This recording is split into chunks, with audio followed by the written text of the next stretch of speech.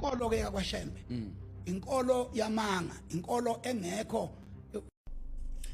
umhlanzo wenja lo umhlanzo wenja ngempela yabona lokuthi inkolo yakwaShembe inkolo yamanga inkolo engekho umhlanzo wenja lo yiphe khona ile yabo le ngoba ayikho nento eyodwa yenziwa amaKristu yashiwo uJesu lamaKristu lawa bogus as fake Christians ayikho neyodwa into yashiwo uJesu abayenzayo uJesu wakhuluma wathi man khuleka ningakhuleki nimile bayama bona ngeke ubabone nje beguqile bethandaza beguqile bayama bona futhi basonta behlele ehlalweni wathi uJesu ningahlala ehlalweni ningavumi futhi ukubizwa ngokuthiwa umfundisi bayavuma bona babizwa ngopastor fake pastors opastor basesihogweni umuntu omKristu ngeke unqane kumbona egundi obona lo baba ingunguluzo emdala kangaka ugundi ikhanda emdala ngoba bafuna ukuthi kuthiwe badala mongombuthi ukhundeleni ikhanda umdala kangaka seze wampunga lo baba yonke indawo akafuni ukuza umlando ufuna umlando ukuthi uShembe kuze kuthiwe Shembe is the way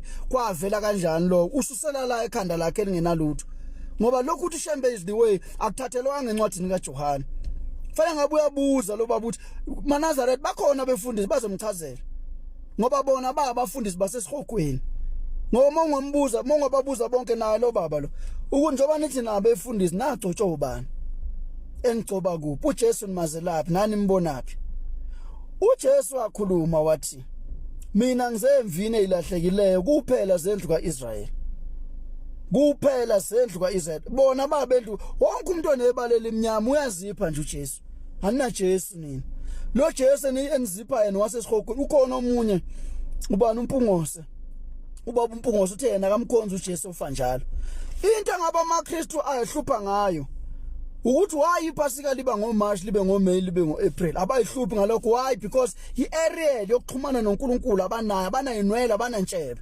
ingunguluzi nje badla nengulube ngoba bona bakhola inkolo yasesihogweni abakhola inkolo enomthetho nenesisekelo so ngoba yisiphi isisekelo senkolo yenu ngeke bekutshela ngoba akunamthetho lapha akunalutho baqaduluka nje bona ngoba ogogo babo bamukela inkolo ebolile ifika nabelungu abelungu bafika neBhayibheli beliphethe ngesandla bathi lahla ipheshu uJesu ngeke kumukele mawubhinca ipheshu ngoba once umuntu akulahlisa isiko lakho awusayena umuntu usufile isidumbu bathwa lahlani ipheshu nangakithi bakhona nje nangakini bakhona omama bangasayibhinca idwaba ngoba ethi yena uyikholo mina ngiyikholwa mina ulahla isidwaba kwabulawa inkomo lalela kwabulawa inkomo kubo wancanyiswa kwafika kwabulawa inkomo lapha kayoganela khona kwabulawa inkomo wathi uyaqholiswa lesidwaba akasibhinca wasibhinciswa ngembuzi kodwa sesilahla wasilahla ngeBhayibheli uyeza umhla kuphela kodwa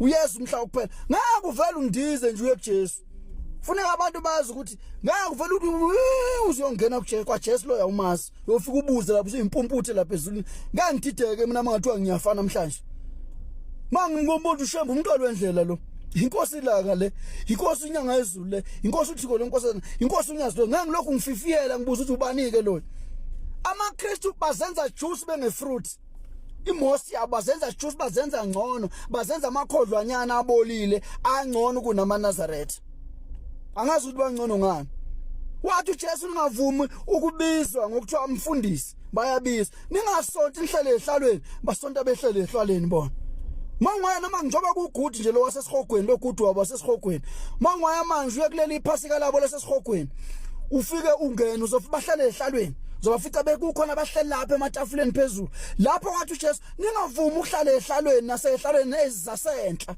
nokubingelelwa okuthiwa umfundisi konke lokho abakwenzi mawubuka lesithombe esingezansi kwalo baba lapha ubona umama bamaNazaretha nabakhokheli bahlale emacansini bahleli phansi ngentobeko ngisho amadoda khona esikhundleni sokuncoma uNazaretha lo baba lo he is busy criticizing lambasting into engabuye incoma yena ngoba wanceliswa futhi uyambona ekukhuleni kwakhe vele wakhula kuyilabo baba maphithikoti njobe semdala ngoba ukuba yiphenti ukhula nakho akhona nje amanye amaphenti ayakhula manje azoba madala kusasa kube inkwaqankwaqha yephenti elingazilutho abukho ubudodo ongabuthola kulo baba lo mangase kuthi unenkinga nje kini akhonto angakudodisa wena mawufika kuye uzofika kuvulela iBhayibheli athi uJobe wahlupheka into engeke izikusize ngalutho uJobe abangamazi bazokutshela ngompostoli Paul umbulali ngoba uPaul wayebulala abantu ababelandela uJesu.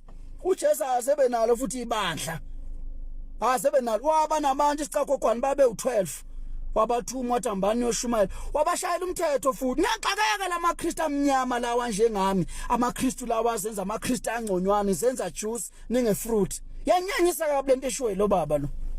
Inkulumo yalo baba ifana nsene nomhlanzo wensha. Umuntu onaleli balele emnyama uJesu wakhuluma uma ebathuma laba bawu12 angendaba mina noma ungathini kimi lento le ngiyayisho ngicabange kahle ngidakiwe utshwala mina. Lo baba lo uyanyanyisa futhi uziqedela isithunzi sokuba ubaba. Noma ngahlangana naye kuphi mina ngobonela igobosi nje ngeke ngibone ubaba. Ngoba isizathu ukuthi athathe energy yakhe azokhuluma ngobuNazaretha azogxeka ubuNazaretha ngeke wazi ukuthi isizathu sakhe yisiphi. uJesu masethuma le12 la ashongo futhi ukuthi abapostoli azange esho abapostoli uJesu. Ayikho nje into uJesu akayikhuluma ethi apostoli noma ethi apostolic. Into le efonywa abelungu le nto yabapostoli le. Bezodlalela izwe leli balahlisa ogogo benidwaba. Mno wami ugogo uDaboyi angizalo uMatha mina. Owami ugogo akusuMatha. Angizalo ugogo mno uMaria. Angizalo uGoodness uMucledis. Owami ugogo uDaboyi. Omunye umqhiki.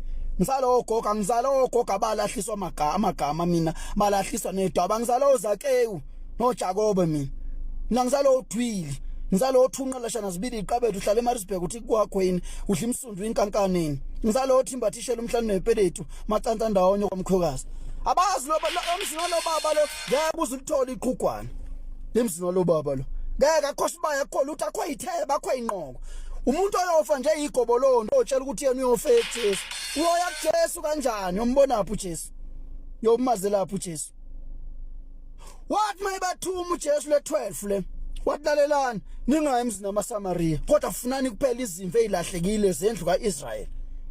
Wademarcate uJesu. Wafika wademarcate uShembe uthe mayifika waamalgamate. Wathi wozani nonke izizwe. Selibasiwe lelo ziko ziyaloda zonke izizwe. Wathi lelo lifa ligciniwe ligcinelwe nina. Wathi lincishwa abangalithanda abalithandayo wozani. Wathi abantsundu nabamhlophe ziyamenywa zonke izizwe. Kwakusho uShembe uyabona. Kwakusho uShembe ekhuluma lokukhuluma lokho ekukhuluma la emhlabeni. Azange uShembe akhethe. Ngesikhathi bemlwisa uShembe waloba ingoma. Etahle kusula amagwala athi he kuyaphela lokhu kusasa kuyaphela konke akusekho.